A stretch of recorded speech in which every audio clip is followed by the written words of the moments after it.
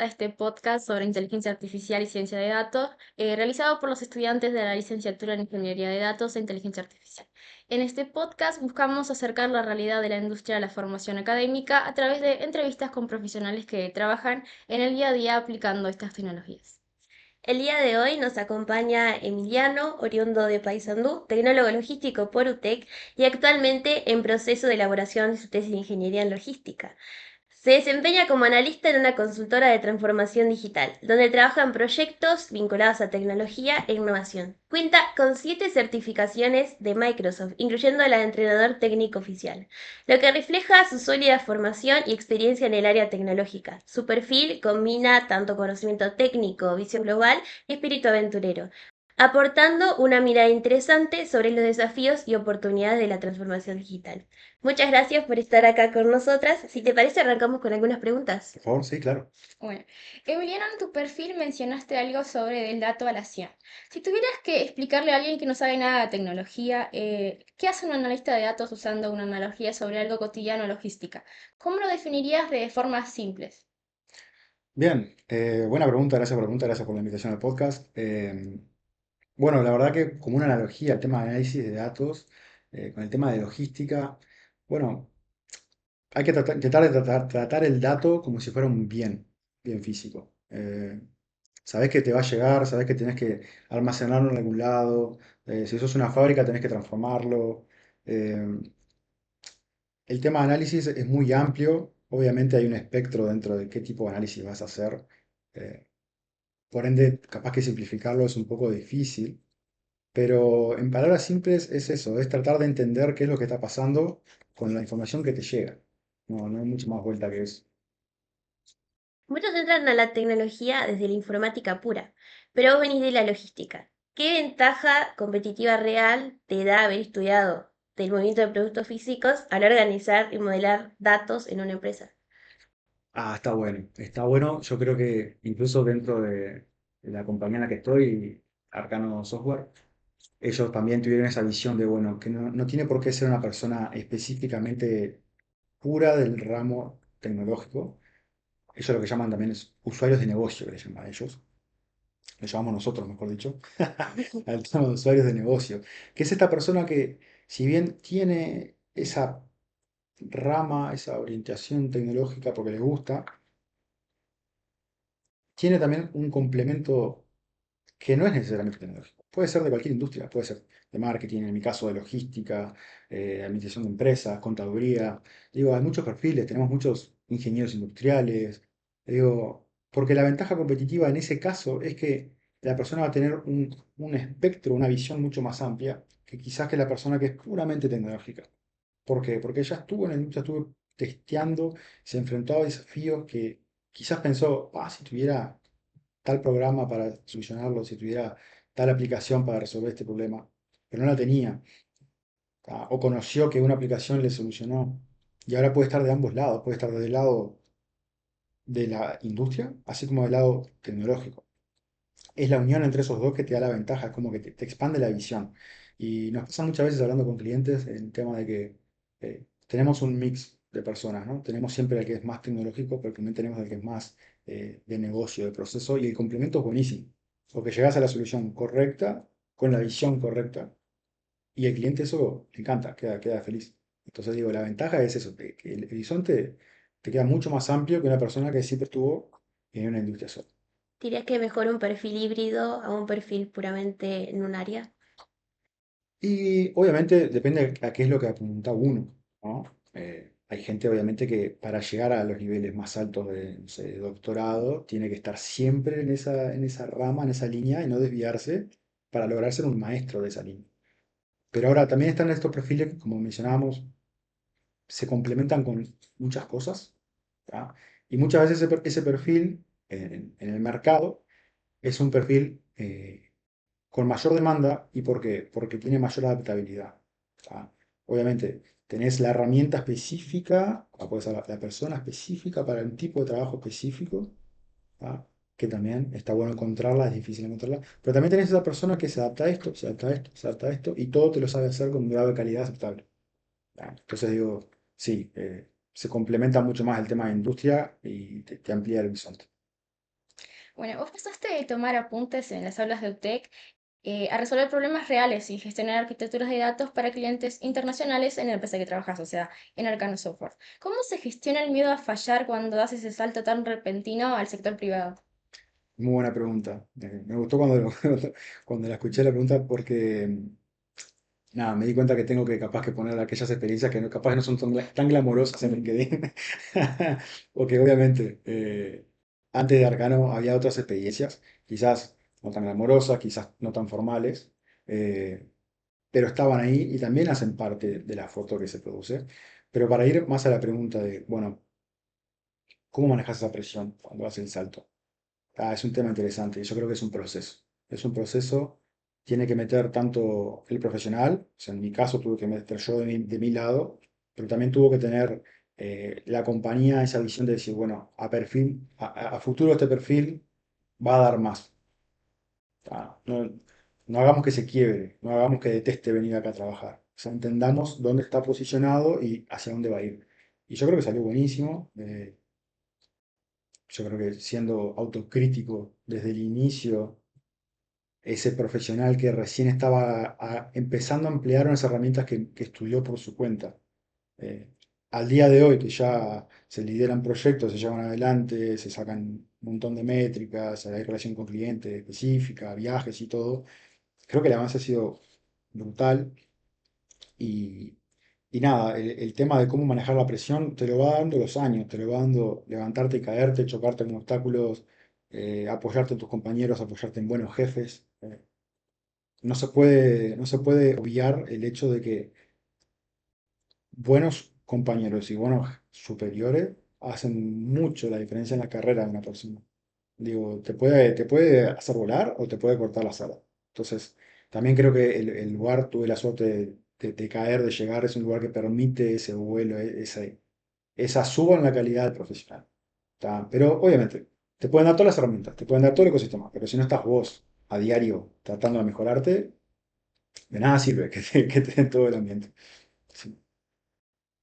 En 2019 medía los tiempos de ómnibus en Rivera de forma súper manual.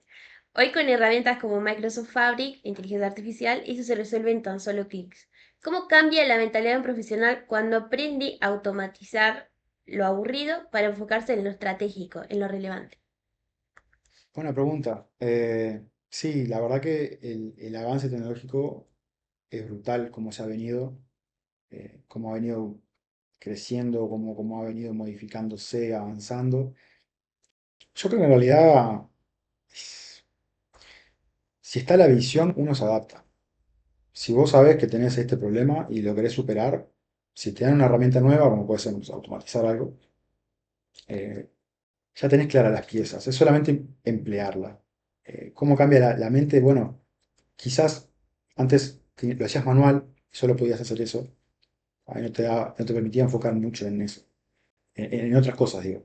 Ahora, como lo puedes automatizar, podés emplear tecnología en un lugar donde antes no podías.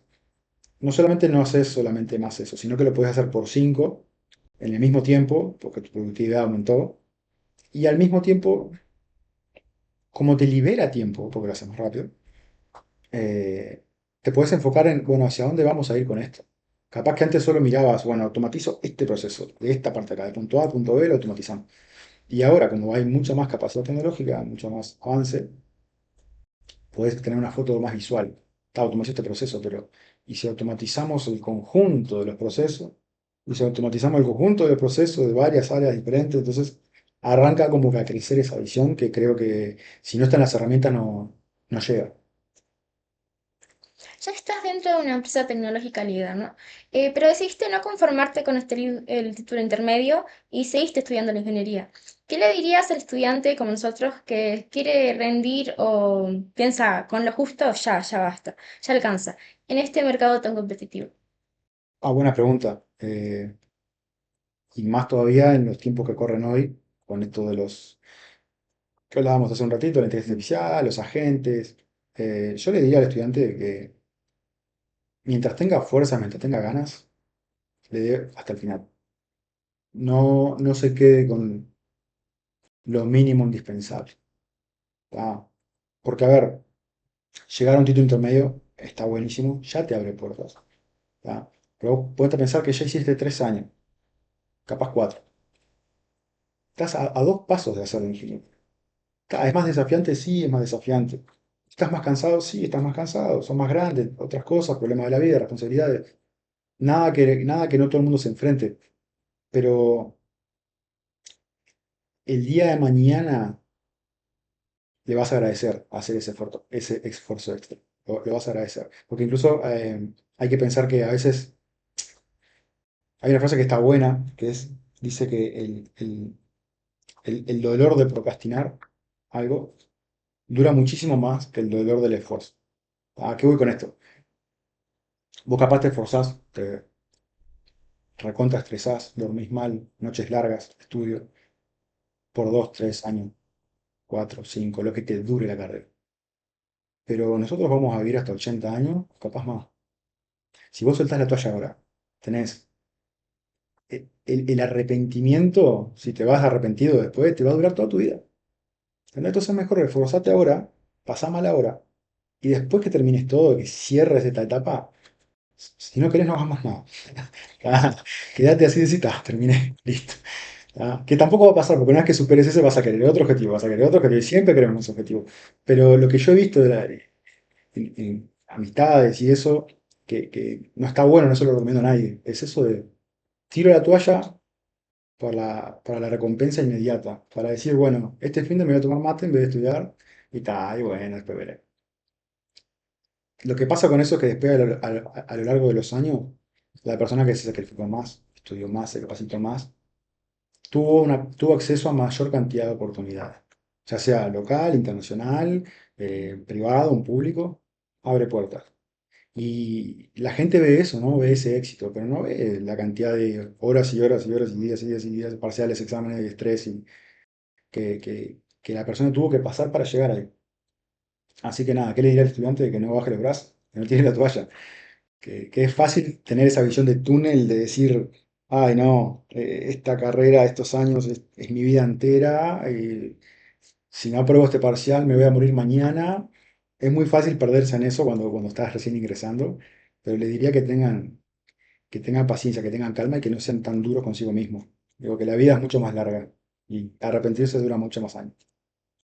Tal cual. Dominás español, inglés y portugués para trabajar con clientes de varios países. En el día a día de la consultoría, ¿el verdadero desafío es la barrera del idioma o entender la cultura de negocio de cada cliente y cómo prefiere ver, por ejemplo, sus datos? Buah, yo creo que la cultura toda la vida. Sí, sin duda la cultura, sin duda, sin duda, sin duda. El idioma es una barrera, pero y hasta ahí nomás, porque cada vez la tecnología avanza más. Hoy día ya te ponen un teléfono arriba de la mesa o Teams, no sé, Teams, para que no sepas, es como un programa empresarial que permite la comunicación de equipos. Hay reuniones que ya activás una opción, vos hablas en español, yo que hablo inglés te escucho en inglés. Pero en serio, no escucho nada de lo que ella dijo en español y la traducción ya toma incluso el acento de la persona que habló, las maneras de hablar, ya te lo transmite y te lo traduce. Entonces digo, el idioma, la barrera idiomática, descartémosla por ahora. Ya, yo no siento que sea una realidad, por lo menos para los trabajos así que hacemos con el cliente, reuniones y eso. Ahora, el tema cultural es re importante. Incluso a nivel empresa, corporación, está bueno tener una cultura saludable, una cultura de buenos valores, eh, porque la verdad que si vos no tenés la misma cultura con la que tu cliente, ¿tá? Se vuelve muy complicado el trabajo, se vuelve muy complicado. Por eso mismo se trata de como que cuando vas a hacer trabajos y eso, ver ese macheo en la cultura o tratar por lo menos un punto medio, ¿tá? Porque si tenés ese choque de culturas de, bueno, yo trabajo así, pero desde el otro lado, de una cultura que nada que ver a lo que yo estoy acostumbrado a trabajar. Obviamente, cliente es cliente, hay que atenderlo, pero está bueno que siempre se llegue a ese punto de entendimiento tanto de ellos como del nuestro, de decir, bueno, ellos trabajan de esta forma, nosotros trabajamos de esta, y nos entendemos en este punto medio y avanzamos. Eso me parece genial. Y no se puede obviar. Digo, si vos obviás la parte de cultura y no mirás esa parte, vas derecho a un problema. Bueno, como entrenador certificado, te enfrentas a directivos que le temen a la tecnología o se resisten a soltar el Excel. ¿Cómo logras que un cliente confíe en tu trabajo técnico cuando tienes que explicárselo sin usar palabras tan difíciles? Buen punto, buen punto. El tema de los tecnicismos cuando uno habla es cada vez peor cuanto más técnica es la persona, más difícil es, si no está entrenada en ese aspecto, ¿no? Que te hablen un lenguaje de yo a yo, ¿no? De tú a tú. Porque ha pasado diferentes ocasiones de que la persona sabe un montón, es súper inteligente, tiene muy clara la tecnología, ¿ah? Pero cuando lo va a expresar no le entiende nadie. Te habla en términos que la otra persona, que para peor es una persona con un cargo que no tiene tiempo, que tiene una persona que tiene muchas responsabilidades arriba. Y la persona quiere llegar, entenderte rápido, entender de qué va el proyecto y seguir con su trabajo. Si vos pones esa tranca, ese desafío de no, porque mirá que el tal programa de tal tecnología que hizo tal cosa, generás una barrera. Entonces, la próxima vez que se vaya a juntar, ya la persona va a tener un estrés de decir, ay, me voy a juntar con Menganito, que me habla que cosa que yo no entiendo, y me voy peor de lo que entré al reunión. Entonces, nada, como entrenador, creo que una de las cosas que más tratan de inculcar es un poco de entender y ponerte en los zapatos de la otra persona. Generar como esa empatía, generar eso de, bueno, a ver, esta persona viene de este lado. La mejor forma de que me entienda es si yo me expreso de esta manera. Y tomarte 3 minutos para pensar en eso hace totalmente la diferencia en cualquier tipo de trabajo, creo yo. Qué buenísimo también para tenerlo en cuenta. Sí, por favor. Y bueno, para ir finalizando, se habla mucho de que la inteligencia artificial, las herramientas como AI Agentic, van a reemplazar empleos. Desde tu experiencia actual, ¿el analista del futuro va a seguir diseñando tableros visuales o nuestro rol será puramente entrenar asistentes de IA?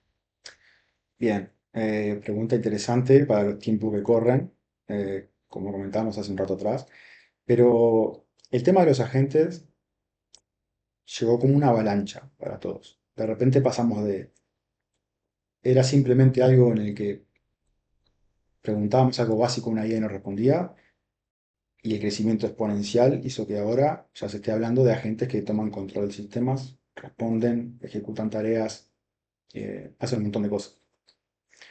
Yo creo que nada en la historia ha sido estático. Ningún trabajo, ni nada ha sido estático. Todo ha ido evolucionando. Y esto simplemente es parte de la evolución que, que era inevitable, digamos. Entonces digo, a ver, lo que se busca no es que la gente reemplace el trabajo de la persona. Por lo menos en la mayor parte de las empresas que hemos visto, no es que se busca que reemplace, sino obviamente las empresas buscan el lucro y se busca productividad. ¿Qué queremos con la IA? Bueno, productividad, que se traduzca eso. Ese es el mensaje que veo en el entorno, que nos ha llegado, que se impulsa, que es potenciar el trabajo tanto de los colaboradores como de los clientes. Facilitar, facilitar, facilitar y avanzar, avanzar, avanzar.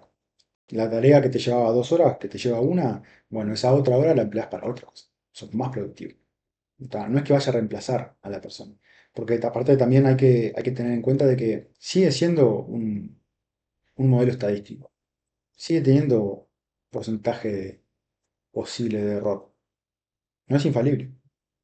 Y creo que aún así lleguemos el día que sea infalible, el humano en el loop, que digamos siempre va a ser necesario. Porque hay cosas que simplemente la IA no va a poder reemplazar desde el punto de vista humano. Y nada, le diría a todos los estudiantes que están empezando de que no miren ese lado con ese miedo, sino que lo miren como una oportunidad de hacer más, de crecer más, de aprender más, de crear sistemas quizás más complejos, quizás más autónomos, pero la persona va a tener que estar. Nadie va a traducir eso en idioma, como decíamos recién, una persona, ¿no? Que se puedan entender con el mismo idioma, las mismas expresiones, la misma cultura. Ningún sistema va a lograr eso, que es la parte humana. Así que les diría que no, nada, que no se preocupen por eso, sino que busquen cómo aprovecharlo, cómo potenciarse con eso y cómo potenciar a su comunidad o a sus empresas. Increíble, Emiliano. Bueno, muchas gracias por tu tiempo y compartir tu experiencia con nosotros. Creemos que este tipo de conversación es muy valiosa para entender no solo a dónde va la tecnología, sino también cómo podemos prepararnos mejor como estudiantes y futuros profesionales. Y a quienes nos están escuchando, muchísimas gracias por acompañarnos en este podcast de Lidia. Nos encontramos en el próximo. Muchas gracias por su tiempo. Muchas gracias.